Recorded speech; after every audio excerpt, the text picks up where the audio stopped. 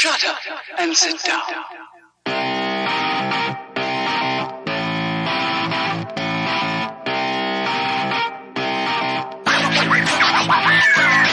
Hello, everybody.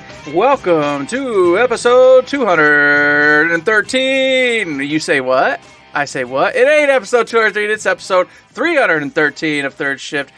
I was in just a moment of the past, 100 episodes ago. What were we doing 100 episodes ago, Matt? I don't remember. I'd have to go look it up. I could do it. Stall real quick. I could go all the way back. Yeah, he to could. It. Yes. He could go all the way back, and he could literally check what we were doing, what we were talking about on episode 213, where we're not at because it is episode 313. Here today, it is me, Mr. Eric, the monkey, the man, the person, the thing, the one who's sick from nuts. Gosh bless. The one who used to talk about Godfall and the Bloody Harvest, and then we ranked the Borderlands 3 DLCs. That's what we were doing 100 episodes ago. Look how fast that was. I am the best. I'll tell you what. That would have been fun ranking the Borderlands DLCs, because it was. Those were some really good DLCs. That was a good time.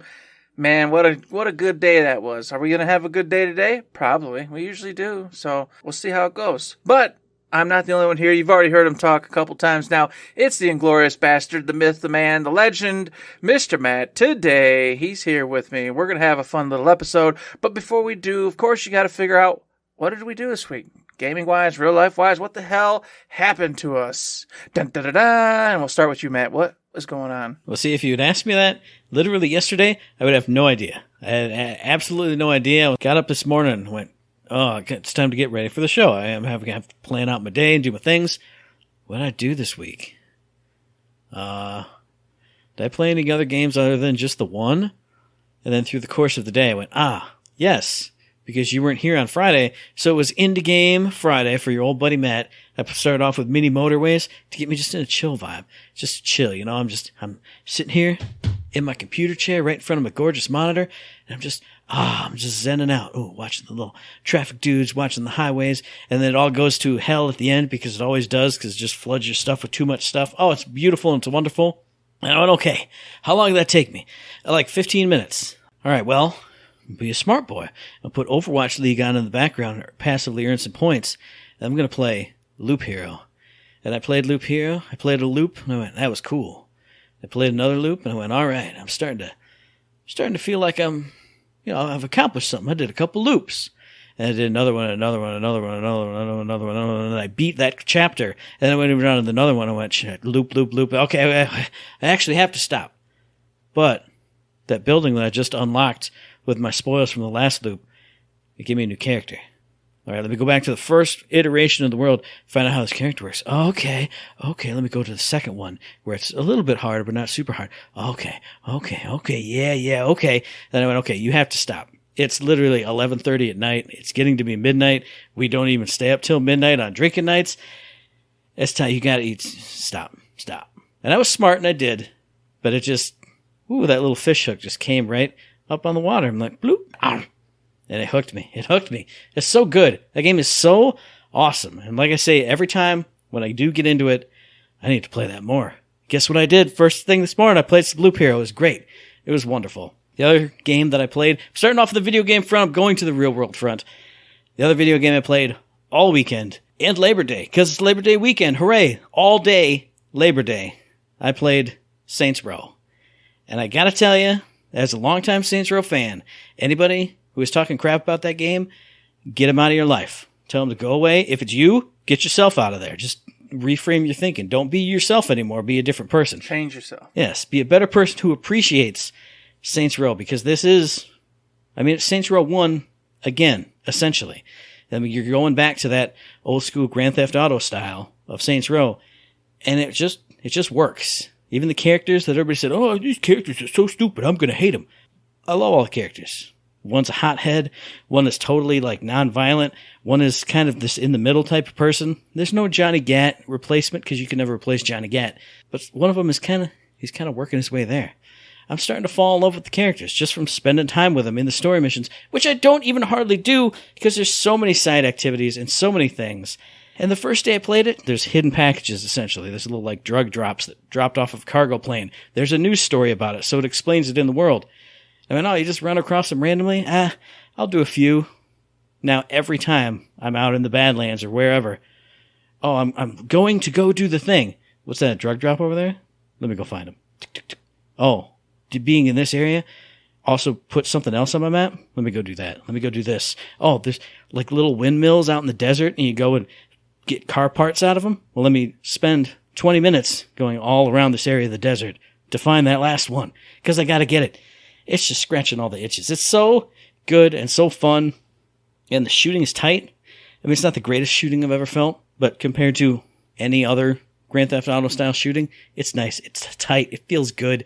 The weapons that I have, I'm upgrading them. They're looking ridiculous. It's wonderful. My boss is getting all kinds of crazy outfits, all kinds of crazy tattoos. It's just amazing. I'm loving it. Anybody who doesn't like Saints Row, you're not my friend. But then going into the real world front, did 2 specialty movie events just yesterday, last night. Went and watched a movie from a local director, from a local actor. Well, a movie / documentary. It's like 60 minutes, so it wasn't a full-fledged feature or anything, called 10 Questions for Henry Ford, which is kind of about Henry Ford's life, but there's a weird framing device of like, it's his ghost kind of prowling around, his old haunts and like looking back on the past. So it was interesting. Sort of movie, sort of documentary. It said all the stuff that he said was based on, his writings, published things by him. So interesting. A person we all know about, but I don't really know much about Henry Ford. So it was kind of a cool look into that. And on Saturday, Mom got the tickets like months ago. Fathom Events. They're doing a 40th anniversary Wrath of Khan over at Regal, my favorite theater. They went there and, oh, that movie is so good. I was sitting there watching it and I was like, man, it always hits me when I find like a movie that feels like it's crafted by somebody. Like the shots are composed. You know what I mean. I always talk about it on this podcast. That's one of those. And I was like, man, there used to be so many of these movies back in the day. Now there's a billion movies, and not anything against them, but a lot of them don't have that feel. And I remember all these 70s and 80s movies that had that feel. This had that feel. I'm standing there looking at it, like, wow, there's so many things I've forgotten from this movie that are in it. And then the other thing that it makes me laugh when I think about it, but I'm like, man, people could be ugly back in the days. And I don't mean like, I'm not talking bad about anybody, but it's an intense movie. There's intense situations. People looked haggard. The captain of the Reliant, who is with Chekhov when the thing happens on the planet, like all through his performance, he's like sweaty and like haggard looking. And, maybe it's like a new Blu-ray enhanced print that they were playing or something, but you could just see it. Just all these sweat drips, dripping down his face. Like you never see that anymore. Any movie you see, everyone's beautiful. I'm perfect. Maybe my hair is like a little bit out of place. Beautifully placed pieces of dirt or something, yeah. Yeah. But I was like, he looks like he's going through it. And his character is during the movie. Mm-hmm. Everybody else, they're beat up, they're ruffled up, they're just haggard looking. And you never see that anymore. And I appreciated that. And I want to add to that, because I was watching some old school Star Trek. Sweat stains. Mm-hmm. You see sweat stains on these people, on these actors and actresses while they're running around on these little deserts and doing things, and because they're actually hotter than all hell, wherever the stage set is, so they're sweating, and so therefore, boom, sweat stains, and they're still rolling, they're still filming, because you know what? In real life, if you were in a tense situation on some weird planet fighting Noctra, the old demon lizard, and then you're gonna be sweating, you're gonna be having all sorts of problems, and they kept that stuff. They just rolled with it. And it's just like you said. Nowadays, no. People are over here fighting 27 people. 27 men or women. Just killing them. Murdering them. Flying through buildings. And they still just look so damn good. It's just ridiculous. And I'm like, well, this is fun. And it's cool. And I'm eating my popcorn having fun. Yeah, I'm like, no. None of this is real. None of this is even remotely real. It's a huge disconnect. Yeah. When I'm like, okay, I'm just watching a fluff movie. Here we go. Woohoo! But when you're dirty and nasty for real, because you're acting in this hot stage, but it coincides with what you're doing, it's beautiful. Bring it back. Yeah, it's weird because I never really, we're so desensitized to it now. That's just what movies look like. And then you see a movie from these old times where, like I always say, physical stunts and physical special effects and explosions and a real car skidding down the road, and you see it kind of fishtail out at the very end of the scene. And any other modern day movie, you cut that, get it 100% perfect. But there's flaws like that, little things like that. And you don't remember them or realize them until you see, here's a product from that time where stuff was real. And it looks so good. It looks so real. But just, it's a legendary movie, especially for Star Trek. Fantastic. It makes me very excited for when Star Trek 6 hits whatever anniversary it's going to hit, because that's one of my favorites too. So to see that on the big screen would be awesome. Only other thing that happened over the weekend, tons of wrestling stuff. I'd never talk about wrestling on the show anymore. Clash at the Castle, AEW All Out, all the fallout from All Out is crazy. If you know, you know. If you don't know, get yourself on Twitter and look up CM Punk and All Out. Oh my goodness. Watch the press conference. Watch everything go to hell. But anyway, the only other thing that happened, had some family in town. Got to see him for way too short of a time. My uncle and my cousin came up. They do the Dalmac bike ride every single year. And got to see them afterwards at my other cousin's house. Just awesome. Only got to hang out with them for a couple hours, but I always feel good when I see them because they're good people I like to spend time with.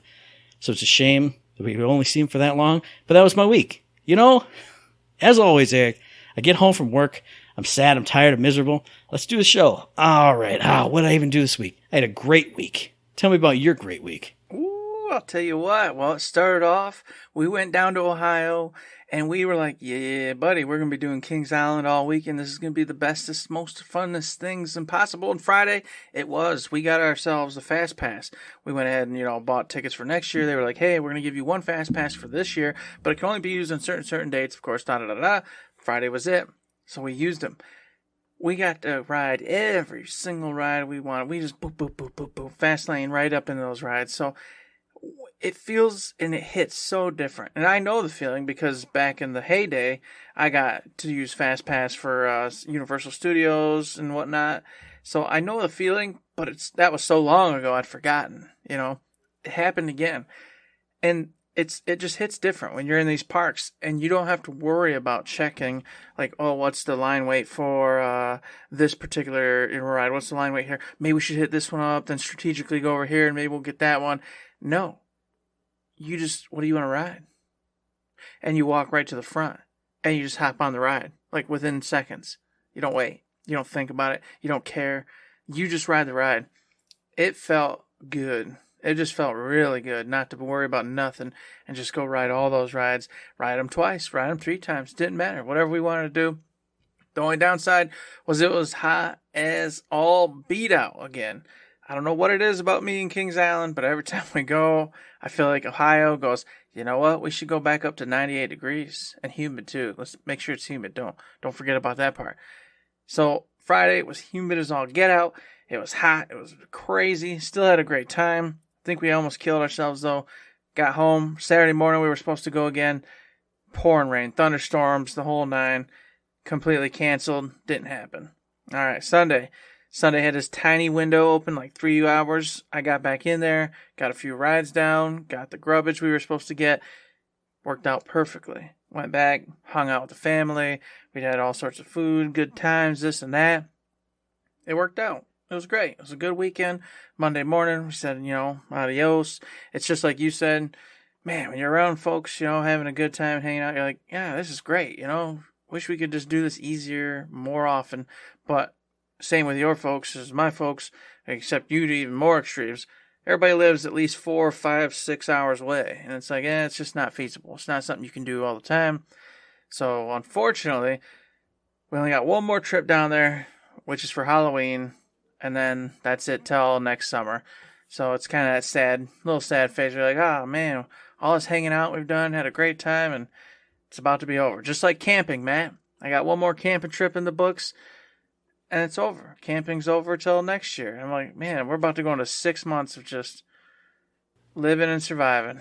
I was going to ask this question, and it's dumb because we're in that time right now. But is this like a true fall camping, or is it like a few weeks out camping trip? No, it's not a true fall. It's September 25th, whatever that weekend is. Boo. So if we were up north, it would be starting fall time, but it's just going to be over in Grand Haven. So we're going just straight west. So it'll probably won't be a true fall one. It'll be cooler, but it's still not going to be my dream, which is to go during true fall. Tail of summer, early orange fall. Leaves, the smell of earth in the air, cold nights, so you get that fire going and you actually sit there around it because you need it. Now, I dream of that, but the wife and children, they don't like the cold.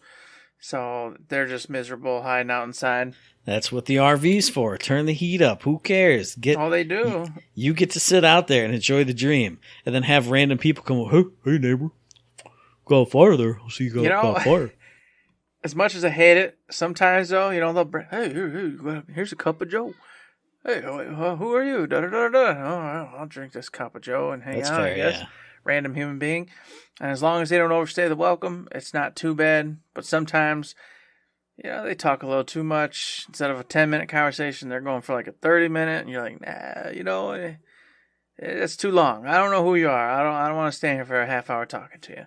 So it's finding that balance. And then you got your weird. I go on and on, man, about the campground rules. There's people I'll just say it's true when you get there. And you're starting to go to your spot, people start to corral, and they want to watch you park. They want to watch you back your camper in and get set up. So every time you do get 5 people, 6, 7, who just kind of stand there watching you get in there, watching you come out and inspect the area, decide how you're going to do your backing in or whatever you're going to do, and just see how you do. They don't come talk to you. They don't cat call. They don't do nothing like that. But they just watch. And then they disperse as soon as you're parked and comfy in your little spot. It's the weirdest thing in the world. I don't know. I always thought it was a myth. I never thought it was true, but it is true. That's what happens. I don't do it, but apparently it's a thing. It happens, Matt. It's too weird. We've been to the parks for the cabin and stuff. It's too weird being that close to other people. And then, like you said, people, hey, look at it. Here comes our neighbor. Let's look at him. Let's see what they're doing. I gotta look at him. No, I don't know. Gotta see how they're parking here. Nope. What's his parking skills like? Huh? I'm gonna go to a hotel. I'm gonna stay at hotels wherever. Nobody cares. Imagine that pressure. In a big old RV, and you gotta back it in right, or else them old fogies are gonna talk about you later. Not to your face, but they'll say, "Oh, did you see that old young bucking? Couldn't even back in his old RV. It took him like seven times to get it right. God, what are they teaching these kids these days?" I'm pulling straight in. I don't care. Is it backwards? I'm running that hose underneath the RV. I don't care. It's illegal. You have to park face out because of park rules. In case there's a fire or emergency, you have to be able to immediately pull straight out. Well, I pull straight through and I'll just go straight through. That's how I do it. Straight through the woods. That's where I'm going. Yep. Don't try to stop me. Getting away from that fire. Oh, goodness. So, yeah, maybe another day I'll go into some more craziness in the campgrounds. But we didn't even go camping. So, anywho's, got back home, and I played a bunch of games. I played Yakuza Like a Dragon, and I'm so glad I did, because I got to that point where I was like, hey, move on to the main mission, do tons of side missions, stopped, went back in. Let's keep doing side missions like Matt said to do. Just having a great time. Just boom, boom, knocking out side missions. Oh, it's so much fun. Dun, dun, dun, dun, dun, dun, dun, dun, just poof, poof, poof. All right. Still love this game. Great. Back on track. Want to play it still. Nothing big. Just a bunch of side stuff. Didn't do anything big time. Cult of the Lamb. Went in there. I've been mostly religious with it. Every 2 days, I make sure to get in there and do, a couple days worth of stuff. So I'll sit there and make sure I tend to my flock, tend to the cult, and then I'll go out and do like a dungeon, and then I'll do a little fishing or whatever, or a little mushroom gathering, and then I usually end it. So keeping up with that. James, he passed away. He died of old age. Shay died of old age. Michael 1 died of old age. Michael 2 was born. Then Michael 2 now has me messing with Sandy a bunch, and it's great. I love it. We're having such a good time together. We're high-fiving. Bob is still alive because he lives eternally. I'm so happy that Bob, the original, gets to live for all time, and he's my best and most faithful servant, and I appreciate that. You knew I was going to do it. Terrible. You knew it. It's disgusting. I had to do it. He is my most faithful servant in this game. He does everything I ask him. Any chores set before him, he accomplishes. And he tells me when people are doing all sorts of naughty things. Thank you, Bob. You're most appreciated. So that game's just great. I still haven't even beat the second boss. I'm still just dinking around, screwing off. I'll get there. That second boss. This game, mind you, folks, this game's like a 5-hour game. I think I've got like 11, 12 hours in it, and I'm not even on the second boss yet. I'm not playing this game the way I'm supposed to, I don't think. So, but I don't care. I'm enjoying it. My minions, they're having a good life. And that's all I care about. I have a feeling you're never going to beat this game. I have a feeling that's going to happen too. You're just going to be horsing around, and then one day, you'll go on a camping trip and come back and be like, I don't know. You'll go into it, and the love will be lost. Like the little switch will flip, not actively, but you'll come back to it and go, oh yeah, I had a good time. It was fun. I put 15 hours into this game. All right, close. Good enough. I don't want that to happen though, but I do keep screwing around. I got to get in there and just beat these bosses. So, maybe that's it. Maybe I'll just push forward and get the bosses beat, and then if I still want to screw around with my cult and whatnot, I can. Otherwise, I can, like you said, just disappear and move on to the next thing. So that was that, and then last but not least, Soul Hackers 2. I haven't even really started this game yet because they introduced this Axis area where you get to go, as I've discussed before, into the minds of your compatriots, and then you can level them up and get them extra abilities by opening up the different levels and bridges, etc., in their areas. So, basically getting nowhere in the game, just getting the company together, I went to that. And I started doing that as much as I possibly can to get them as far as I possibly can. I'm on the third character right now, getting as far as I can before it, comes to a boss that just smokes me with, no questions asked. So I'll soon be able to play this game and actually go to some story time. But right now, I'm still in these... And they are, look, the review critiques about the mine dungeons was pretty accurate. None of them changed. They're just like weird cubes and blocked like dungeons. They look like old school Persona dungeons. They just blah. Right. But whatever. You put on some good music and you rock and roll. You just, while you're doing that, you got Twitch streams up and you're just going through those and getting where you need to do. But the story itself is outstanding from what I've seen so far, and the environments and the locales you go to, all awesome. So this particular little part is still fun to me just because I don't mind watching Twitch and mindlessly going through these blocked dungeons to get to the areas I need to unlock the memories to unlock the extra abilities. But I can see where people would be like, this is not it. I don't want to do this. And let me jump in, too, because I can see that on Saints Row also. I'm doing the same thing with that. It's not a Twitch stream that I have up, but I'll put up long-form YouTube on my phone or a podcast or whatever. So in those moments in between, running between side quest A and side quest B, which isn't that interesting on its own, I'm having fun doing that. So I see what you're saying, because I'm doing the same thing. Yeah. So still having a good time with it. I was going to try to finish that today. I didn't quite get to it. I got to it for about an hour, so not enough time. And I was thinking maybe tonight, but I've already got people asking me to do other things, and I was going to watch some shows. It's a whole different thing.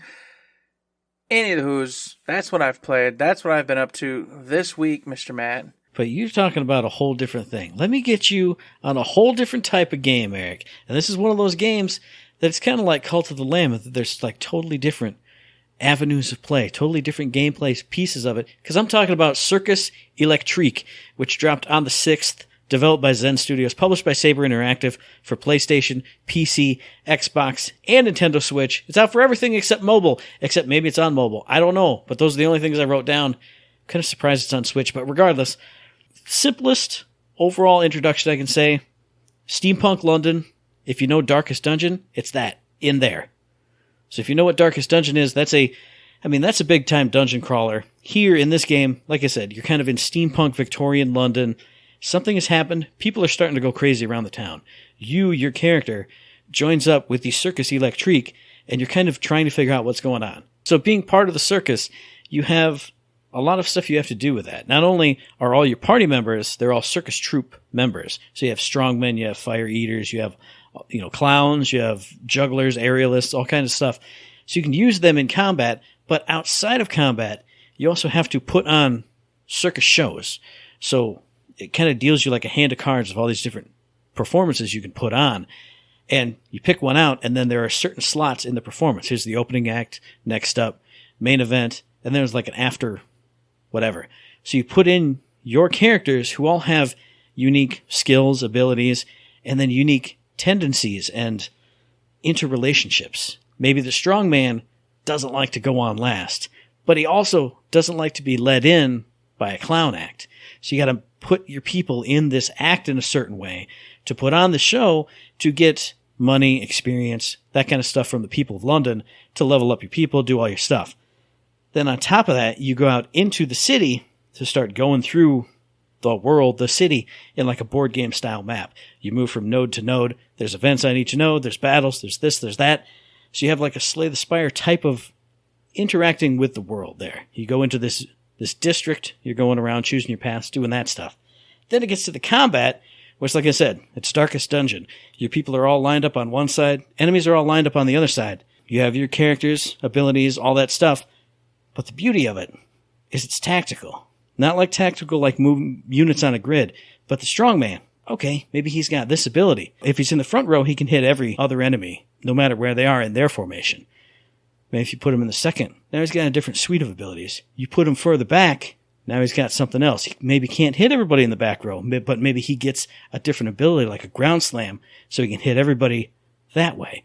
There was one review I saw where they were talking about that, and then saying, but the person who acts before him, maybe that's your clown, and his ability debuffs the enemy or buffs you up, but after that's done, it moves him to the back. So now your strongman is one up. So it's this beautiful like push and pull and all that kind of combat that I just love. But then you have the Darkest Dungeon aspects of it, because your characters all have, I think they call it devotion, but it's essentially a motivation meter. If it gets too low, they'll run away from battle. If it gets too low outside of battle, they're gone. They run away. That's it. If their health dips too low in battle, they're dead. Permanently. You can't get them back. Your best bet is to hire more people. And granted, they're all the same classes and you'll probably hire people in the same level. But this is one of those games where, man, Bob the Strongman, he's been rocking and rolling with us from the start. I don't want to take him into this battle because his health's getting low. I don't want to lose Bob, even though he's just a character, but he has this story that I built with him. He's carried us through. Beautiful stuff like that. The only other thing I'll say is the really interesting part about hiring people. Before you hire them onto your crew, you can take them on a mock battle. So you can see what status effects, what abilities, what powers they have. So, we're going to hire people. Here's a train full of people. Who do you want? I don't know, but you can test out every single one of them. See if they're a good fit for your crew and your playstyle. Wonderful. Beautiful graphics, beautiful sound. It's all voice acted, and voice acted really well from what I can tell. It's an indie game that, how could you pass it up? If you like Darkest Dungeon, you should get this, because it's more of the same type of thing. If you didn't like Darkest Dungeon because it's a little too dark, that was a very Cthulhu-esque, very brutal, check this out. It's a little more steampunk, a little friendlier looking. It doesn't look as dark and dank, and you know what I'm talking about. Check out Circus Electrique. I'm going to be checking it out. It's going on my wish list. What do I say? As soon as I'm done editing the podcast. When I hit this, I'm not even going to wait till I'm done editing. When I get to this point in the edit, I'm going to go add it to my wish list. It's going to be great. What about you, Eric? Ooh, let me tell you. You got Splatoon 3, folks, hitting September 9th. This is published, developed by Nintendo themselves. This is, just as I said, a Nintendo title. So if you own the Switch and you love Nintendo, you might want to go check this out, because Nintendo always delivers something good. That's just the way it goes. Now, I have not been a big, player or connoisseur of Splatoon myself, but every time a release hits, I look at it and I go, this just looks fun. This looks like a good time. And what is it? It's third person. You're the Inklings or the Octolings, I think they're called. You can be either one. You design your own little character, and then you get these cool different weapons. And there's a whole diverse slew of weapons, all right, and how to disperse the paint. Okay, that's what these weapons do. You're out there dispersing paint, and what you're trying to do is cover the environment with the paint of your color. In the campaign version, you'll traverse it, and then of course the goal is to do it quickly, efficiently, of course, while collecting secrets, etc.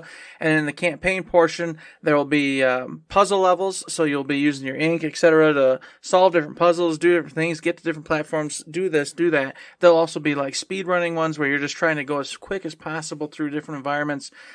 So you got the campaign, which is all single player. You go have yourself a good old time with the Inklings or Octolings. And then there's also the PvP side. And of course, this is the meat and potatoes of Splatoon. And there's Turf War. That's like the main one. And what it is two teams come together and you go toe to toe with each other. And the goal is, in the time allotted, you want to cover your paint to as much as you can of this field. Whoever has the most paint down on the field at the end wins. Can you kill each other? You can stun each other, basically. So what you're doing is, while you're over here painting and trying to cover everything, you're trying to stop the other team from doing that. So you're covering their paint. You're hitting them with your abilities and your different, paint skills and guns. Because like I said, some guns, they'll be like machine guns. So they're like lobbing out little pellets of paint. Some guns are rollers. So you'll just be doing big old slews of paint. What happens? You run out of paint. You got to make sure you submerge into your paint and then dive under. And while you're under, you can traverse really fast. So not only are you able to refill your paint and get back into the action of laying paint and then, of course, stopping the enemies with your paint, but it also refills said paint. So it just, boom, it melds, it molds, and it just works together very nicely. And it sounds like a freaking good time. They've got, of course, several different maps that you can play on. So there's all sorts of different strategies and ways that you're going to want to dominate the field that you're on. Paths that are going to get you the most paint. Lanes that you're going to want to control because they have the most, surface area to them. That kind of stuff all comes into play. Some things are harder to paint than others. So, people will avoid this. But then again, if they avoid it and you go claim it, it's just like Risk a little bit. People don't want this little Kamchatka area, so I'll take it. I'll get the lesser points, but they're solid because no one's going to waste their time to come over here. So boom, my blue color is solid. That just sounds fun. It just sounds cool. I wish I was in on it. I wish I had played these games, and I still could, but it would require friends. You know what I mean? It required friends to play with, and I just don't really have a lot of those, so... No, I want to follow up on this because I got 3 things to say about this. One, I'm in the same boat as you are. Anytime I see Splatoon, my eyes light up. I'm like, I need to play this. And I don't know how I've missed out on it for so long. So I saw Splatoon 3, and I had that same thing. I was like, I need to just get it. I need to just get it and just do it. 2, this sounds like exactly like you and I playing Capture in Battleborn. Yes. All the rest of the crew is in the stupid lane, all just shooting and fighting each other. Hey, you're going to flank left. I'm going to flank right. We're going to swoop paint until there's just this little corner in the middle, and nobody's going to notice because everyone's so dumb in these games. All they want to do is shoot each other not do the objective. Mm-hmm. And 3, you got 2 friends, Eric. You got me, and you got Daddy. This sounds like the perfect game to play with Daddy. You know what? Daddy would play this game. Daddy would love to get in on this. Maybe we'll have to talk to Daddy, see if Daddy's willing to do it, and see where we go. But there you go. So Turf War in a nutshell, that's what the main PvP portion. They also introduced the Salmon Runs, which is a horde mode in this. So you, and I think it's 3 others, so 4, I think, total players. You get choppered into this big ship rig unit kind of thing.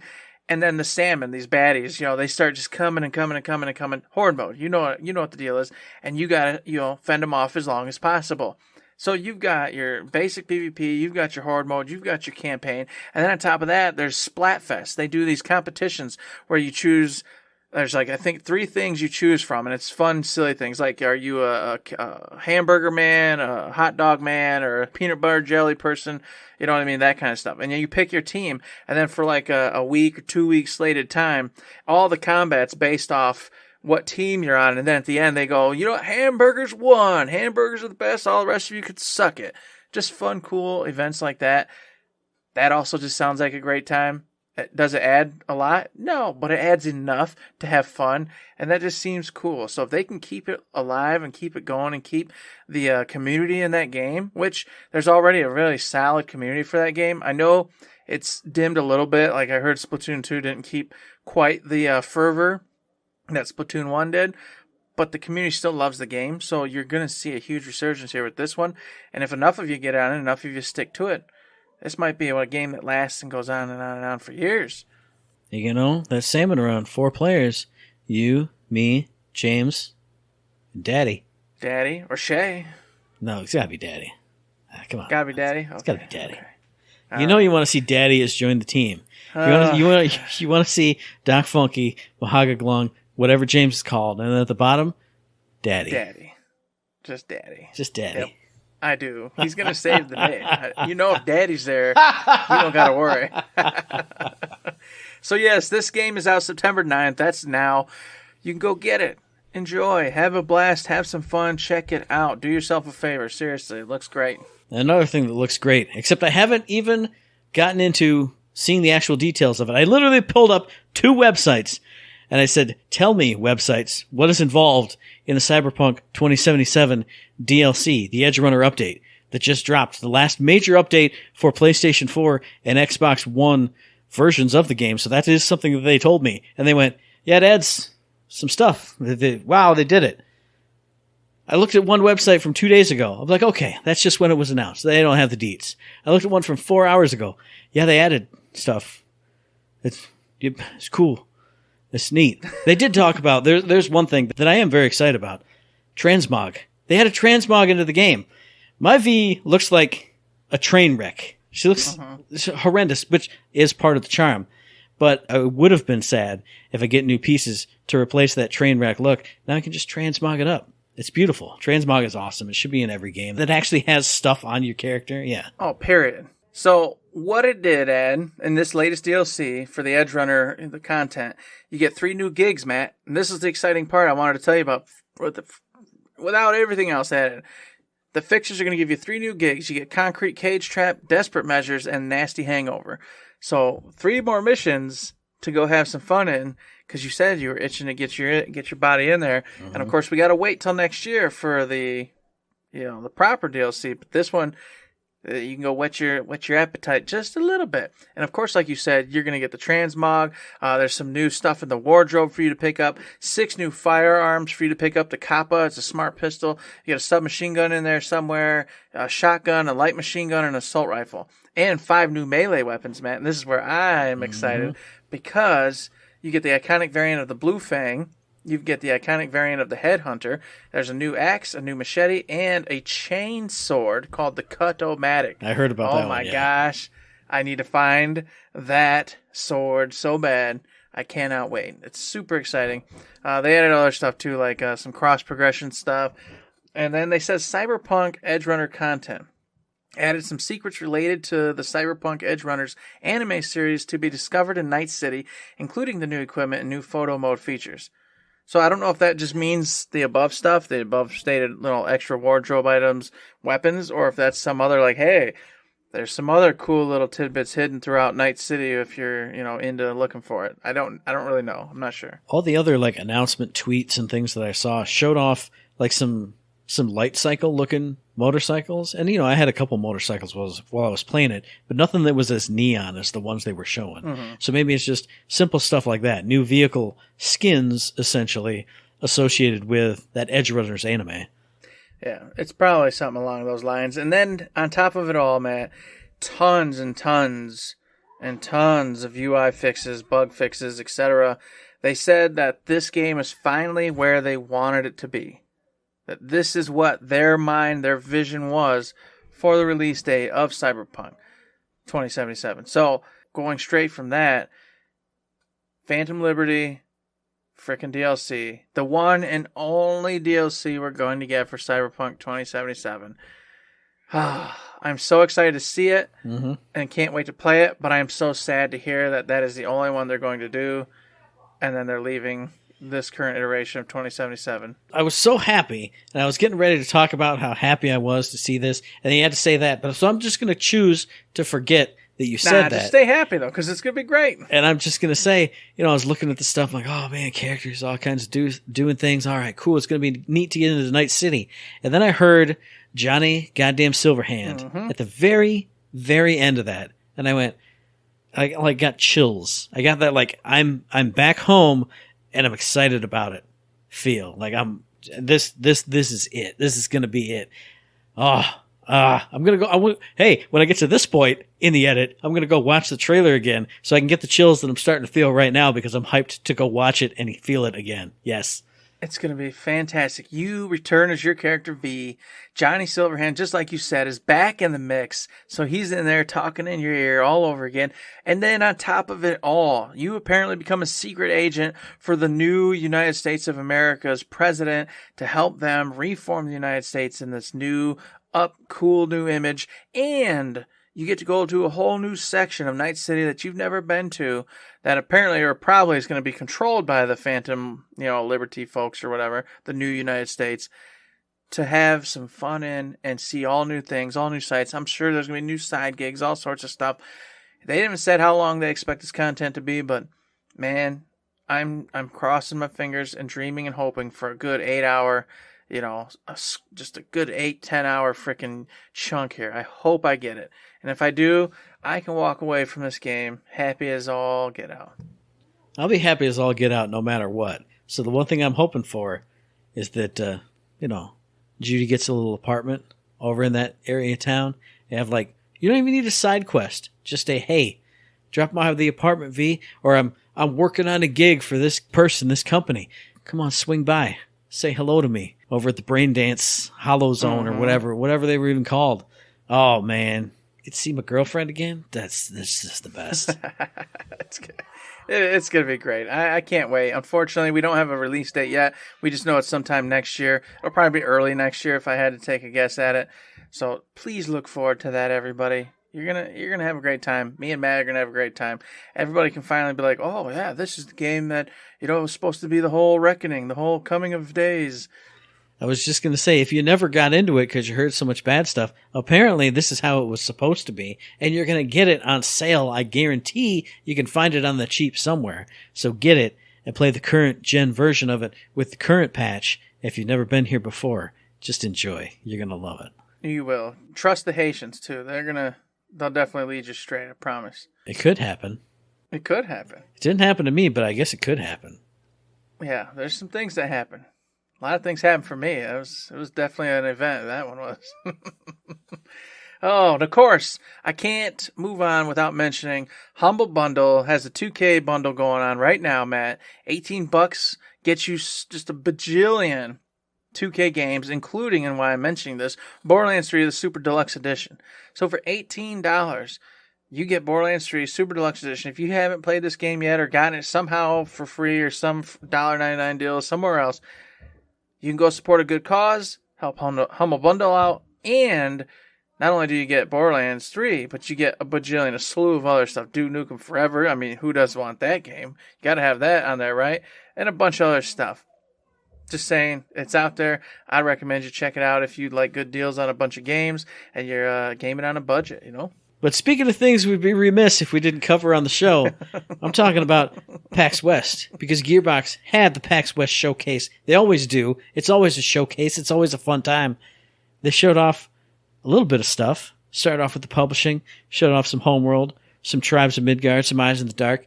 Not a lot here for me to dig into, but Eyes in the Dark, I always like seeing that. Mm-hmm. Yeah, I was just surprised, to be honest with you. I thought publishing was going to bring a few new games, but they only reiterated what was already coming and what was already out.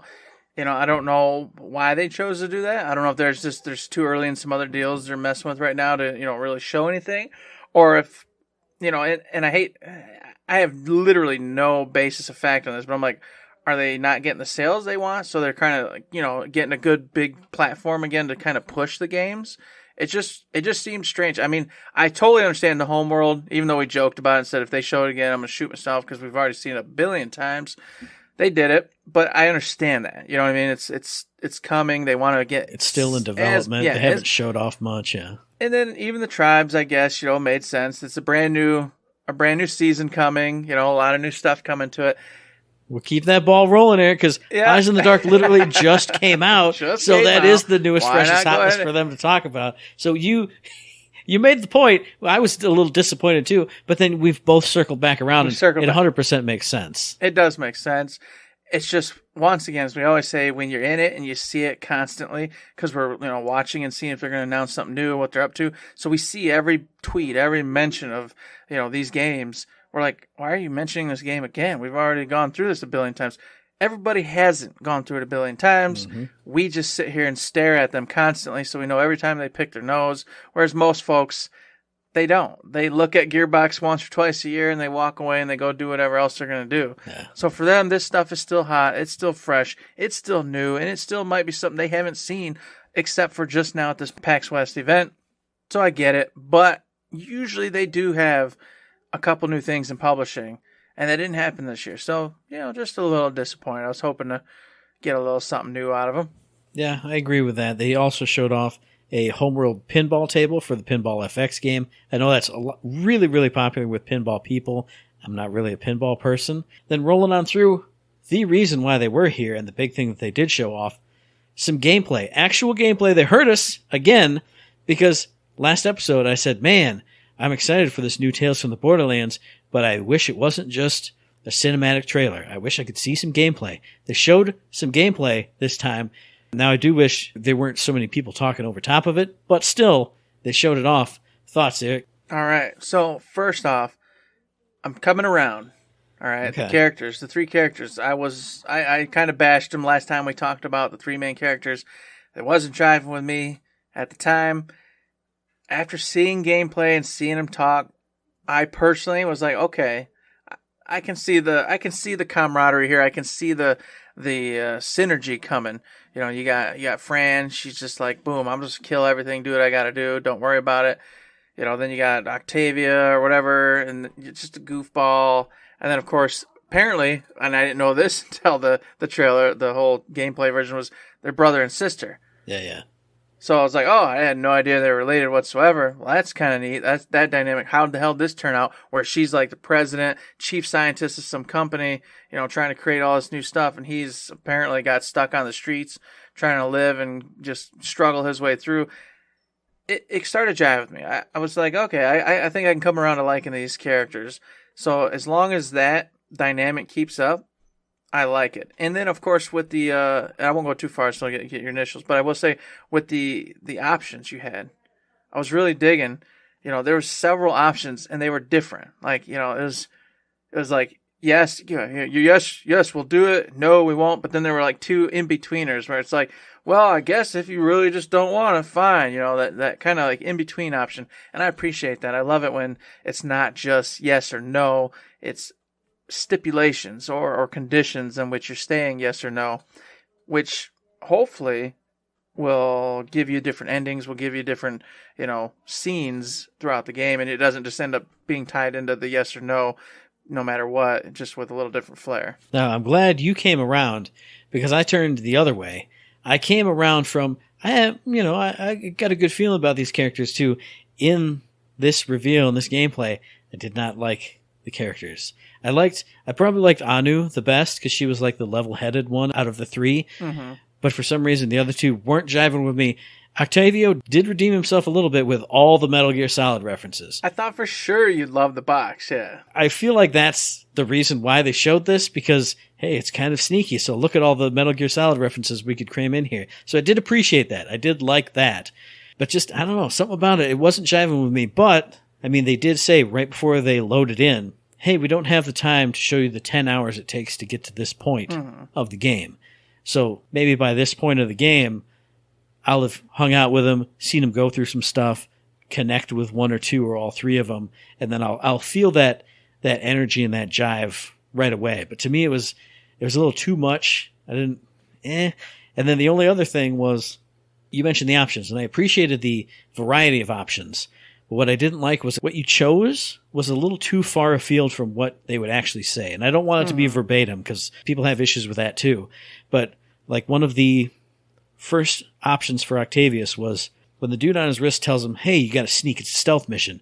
And the option that they chose was, yes, Roger, over, military speak, just short clipped stuff. Yeah. And then he said, okay, yeah, I get it.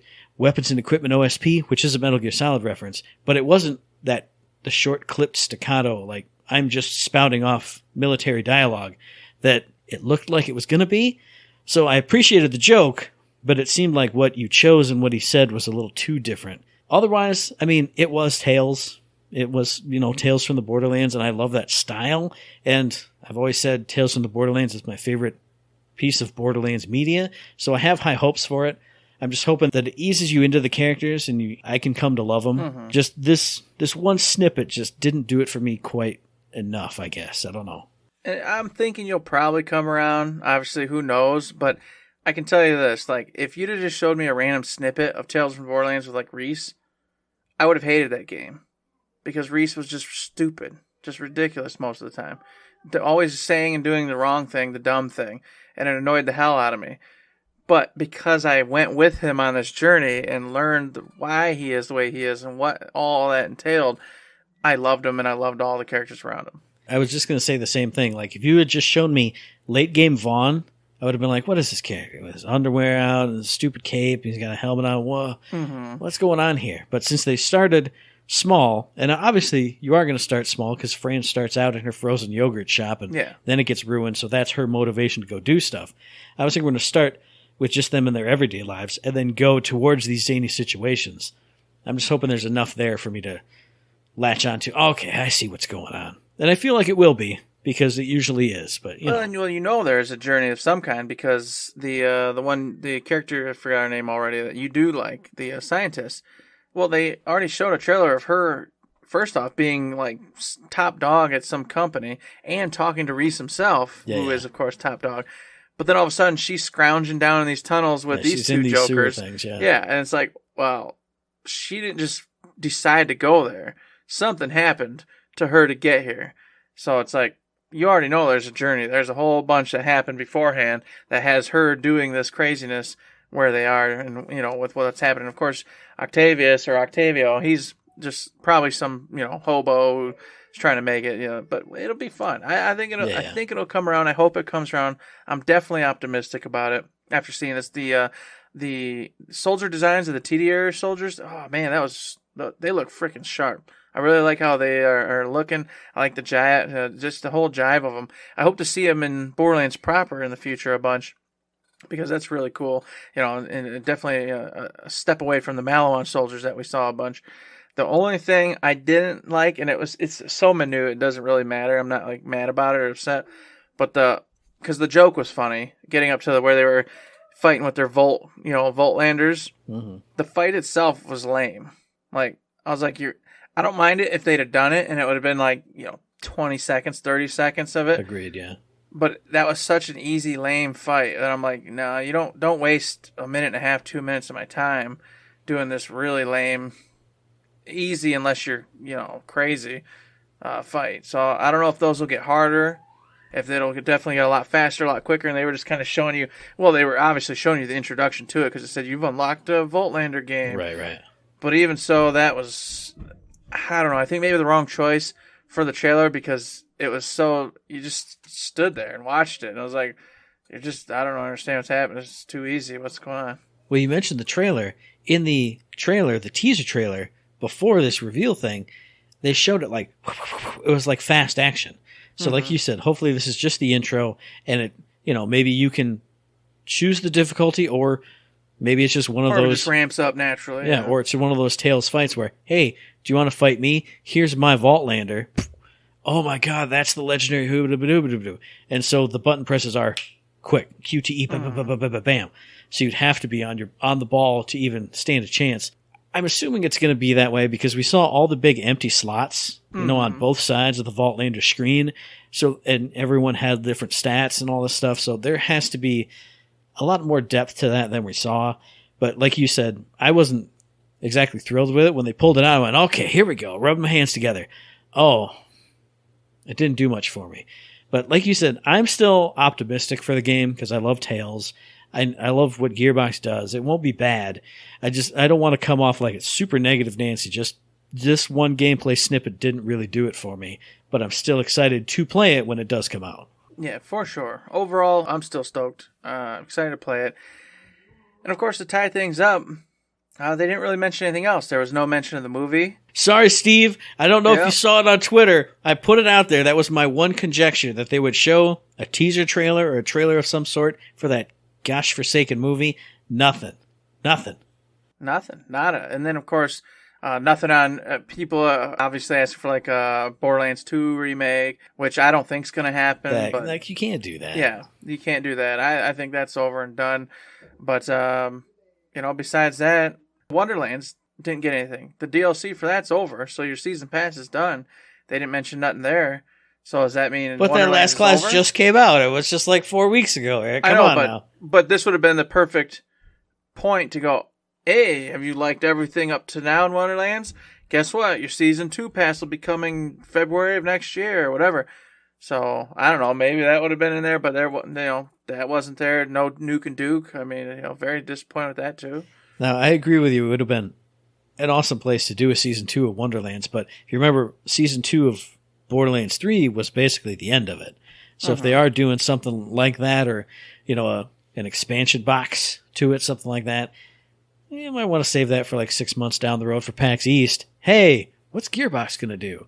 Fashoom! Here's the trailers for that. Or, I mean, heck, even maybe just a year from launch, drop it in. I mean, that might be PAX East time. I don't remember when it is. Well, there's Game Awards still coming, too. Yeah, I think Game Awards would be an actual new game, though. A world premiere. So that'll be something else, probably, but who knows at this point. I mean, as we already said, we do know they're working on a new project because we've seen several of the developers go, hey, working on a thing, and it's not going to be talking about it for a little while. Where's my Project 1v1? I know. Whatever happened to that? I know where it is. It's that game like Friends versus Friends. That's some card-based. I don't know if it's one-on-one shooter, though. You've seen the trailer for that, right? It's like the cell-shaded craziness. Like, maybe that is what 1v1 became. I don't know. Who knows? Who knows? Everything that's a first-person shooter with cards, I go, that's where 1v1 is. And then it doesn't look anything like it, even remotely. And I go, well, it could have been, though. I don't know. Could have been. So where's Battleborn 2? Get that out here. Just didn't see it out of it. We didn't get any new tidbits. I'm interrupting. Where's Battleborn Tap 2? Where's Battleborn Tap 2? You can put it on your phone, Eric. You got an iPhone now. It's in the grave. Battleborn Tap 2. Battleborn Tap 2.0. I'm not doing it. You're going to do it. Nobody's doing it. I'm gonna steal your phone and I'm going to do it. No, we're not. It's gone too. Just like Battleborn, it's dead and gone. So, yeah, they focus definitely on Tails for the most part. And then, of course, getting Randy's shirts. And overall, I came away okay. I wasn't disappointed. I'm sad. I would love to hear some new shiny piece of news, as always. But getting the gameplay of Tails, I think, was enough for me for now. Yeah, I think overall, when I think just back on what they showed, it was a good press conference because they showed what they should have showed, which is the gameplay from Tales from the Borderlands. It just didn't hit for me, so I was kind of disappointed that there wasn't a, hey guys, and one more thing, like people often do, and then there's the teaser trailer for the Borderlands movie. So, a good press conference overall, just not for me this time. And you got Randy's magic trick, so boom. Everything stayed true to what it needed to be. Bada bing, bada boom. You got what you needed. I can't wait. One of these days, Randy's going to do a magic trick for me. We're going to be at Nerdvana in Texas. I can see it. He's going to be there, and he's going to do it, and I'm going to have a great time, and we're going to joke about it. It's going to happen. So what about you out there in podcast listener land? Were you excited for the Gearbox main theater showcase, whatever they officially called it? Was it not quite what you were expecting? Was it more than what you were expected? Let us know via the email thirdshiftme@gmail.com, on the Twitter machine at ThirdShiftME, and find us on Facebook under Third Shift. Indeed, you can find us over there, or you can find us on Patreon. Yes, a little old thing you can do, $1, $2, $3, maybe even that coveted $1 million. You like what we're doing, you want to help us out. It's just any kind of thing helps us. You know what? If you do that $1 million, it's still there. We're going to drop our lives. We're going to open up a food line. We're going to have all sorts of crazy aisles, do all sorts of wacky things. We're going to probably fail epically at it, become bankrupt, and then it's going to ruin our lives. It'll probably ruin our lives. So you should probably give us the $1 million just so you can watch me and Matt ruin our lives because we said we'd do a stupid thing. And then we'd have to follow through because that's the way it works. So do it. And if you can't do that, though, you could support us in other ways. Mailbag questions. You don't want us to have a specific thing we talk about on the show for a topic. You can do that. You can tell us how cool or awesome we are. We can give us 5-star ratings over on iTunes, over on Spotify. You can go check out Twitch, hang out over there, Prime sub, watch us play games, and have a good old time. All that's some ways you can support us, and I recommend you do it because it makes us feel so good. That's the thing I forgot to mention in my weekly recap. Hey, I got back into Final Fantasy V and it was great, and I didn't miss a beat. It was a fun stream. So just check me out there, drop the Prime sub, do all the things, and also check out the very next episode, which will be dropping on the 15th of September, or early or late. It's never late. Come on, it's never late. It could only be early. But check it out there on iTunes, on Stitcher, on Podbean, on Spotify, and on YouTube. And as I always say, hey, if you like what we're doing and you'd like to help us out, please give us a like, a rating, a review, a comment, a subscription, any kind of good thing on any one of those good services, because it does help us out, and we really do appreciate it. Indeed we do. Please consider getting those 5-star reviews. I've been waiting. I've been telling people. I've been threatening people. I've been trying to be nice to people. I've done it all. I've run the gamut time and time again. You know what? I don't know what's next. Something with bombs and mailbags. I don't know. What else can we do, man? You just got to run a different gamut, dude. Just turn that frown upside down and go completely off the wall. You've tried violence. It doesn't work. That's true. You got to try, like, violence doesn't work. Swinging from a tree, being a tree frog. Maybe becoming something else. You become a little tree frog, and you sit outside their window and you go, 5 stars. 5 stars. That's true. We're gonna come up with a new approach to this. And I'm going to start to get just involved in your lives out there personally in a way that's different. So look forward to it. And if you don't want to look forward to it, just give a 5-star rating and you won't have to participate. But until next time, when we may or may not be a tree frog, there's nothing else to say but...